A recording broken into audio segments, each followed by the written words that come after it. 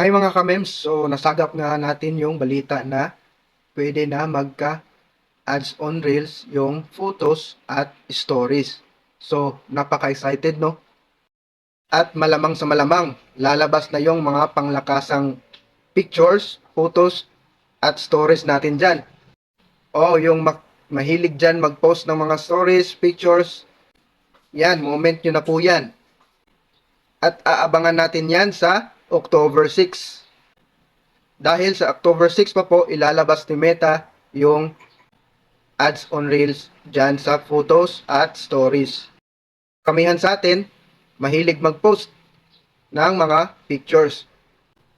So, nagagamit na yung pictures natin at mamomonetize na ni Meta. Please follow guys for more updates and videos. Also, follow our YouTube channel.